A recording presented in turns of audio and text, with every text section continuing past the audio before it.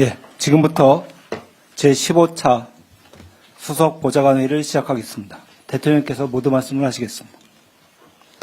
네. 여기는 비서관 이상은 다 참석하고 있죠. 극히 일부 보직을 제외하고 대부분 이제 대통령실 참모들이 다 구성이 된 것 같아요. 근데 언젠가 시간이 되면 우리 전체 대통령실 직원들 모임을 한번 했으면 좋겠는데 아직 한 번도 못한 것 같습니다. 근데 공간이 지금 마땅치가 않죠. 그건 다 나중에 한번 하더라도 어떤 비서관님들 거의 대부분 또 모여 있으니까 제가 한 말씀 드리도록 하겠습니다. 우리가 이제 일을 하다 보면 맨날 똑같은 일이 반복되니까 내가 하는 일이 어떤 의미를 가지는지에 대해서 가끔씩 잊어버리거나 경시하게 될 때가 있는 것 같습니다. 근데 우리가 하는 일은 일종의 한 생명체로 따지면 머리 역할을 하고 있는 거죠.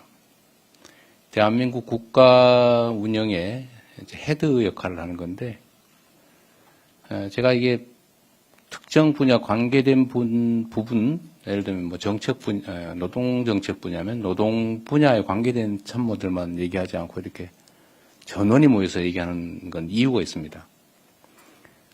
자기 소관 분야가 아니더라도 다 이 대한민국의 운명 그리고 우리 5,200만 국민들의 삶과 인생이 달린 일을 우리가 취급하기 때문에 자기가 직접 맡은 일이 아니더라도 다른 사람들, 다른 참모들의 영역이라고 하더라도 최소한 알 건 알고 있어야 됩니다.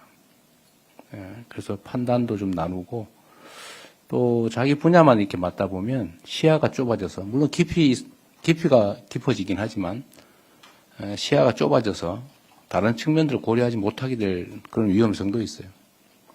그래서 직접 관련이 없더라도 의견을 함께 나누는 게 매우 중요합니다. 그래서 이렇게 좀 많은 수가 모여서 일주일에 한 번씩 이렇게 우리 해야 될 일을 가지고 토론하는 건 그 이유라는 거 너무 잘 알고 계실 겁니다.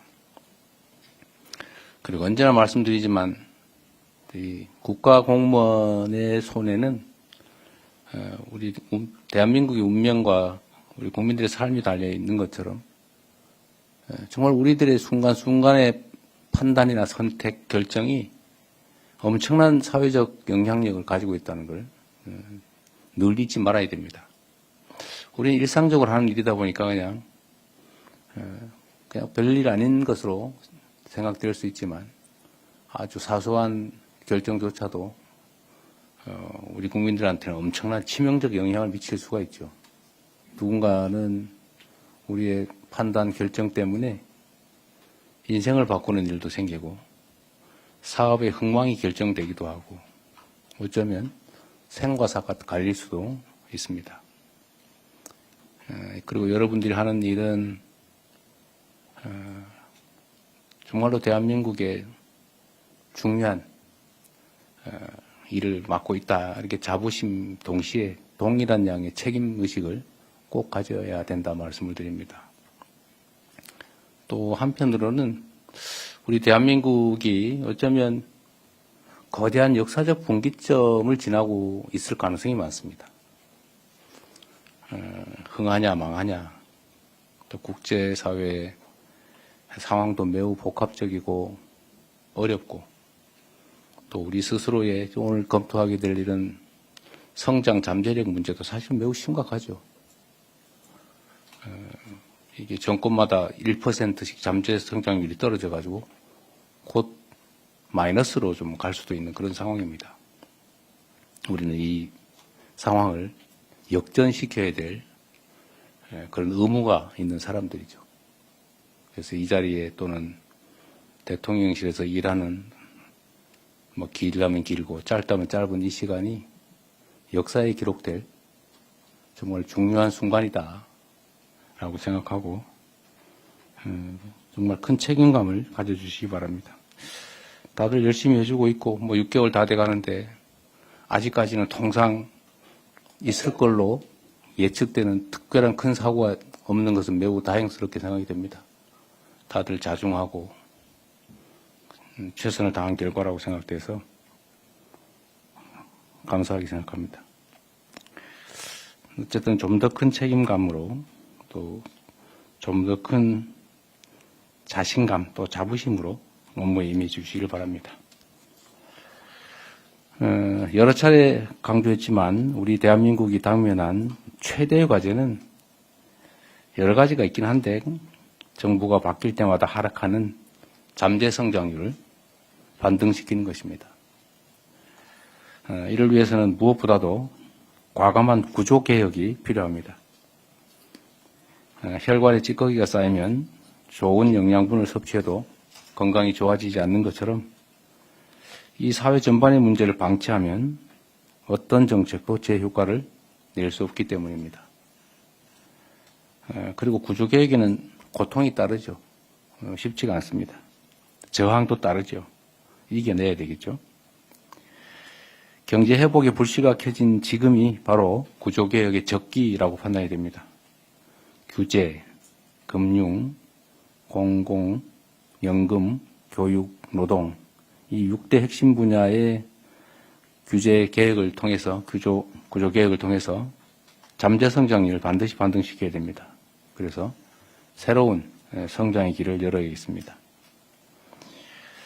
정부는 내년이 본격적 구조 개혁을 통한 대한민국 국가 대전환의 출발점이 될 수 있도록 관련된 준비를 철저하고 속도감 있게 준비해야 되겠습니다.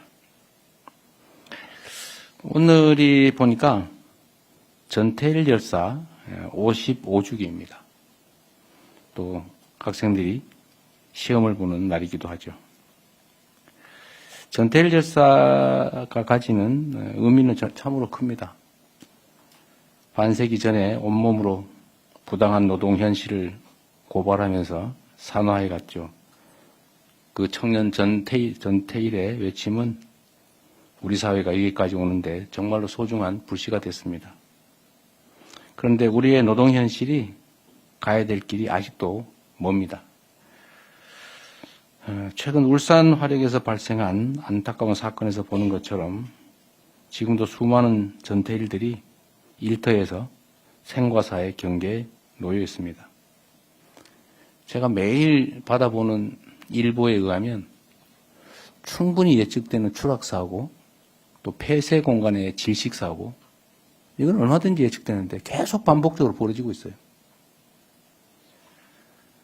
그런 일이 계속 생겼어야 되겠습니까? 이제 먹고 살자고 갔던 일터에서 다치거나 죽는 일이 더 이상 반복돼서는 안 되겠습니다. 뭐 피할 수 없다면 어쩔 수 없겠지만 그러나 조금만 신경 쓰면 피할 수 있는 일들이 계속 반복되는 건 참으로 안타깝고 국제사회에서 볼 때는 참으로 수치스러운 일입니다. 산업안전의 패러다임 그리고 인식을 근본에서 새롭게 바꿔야 됩니다.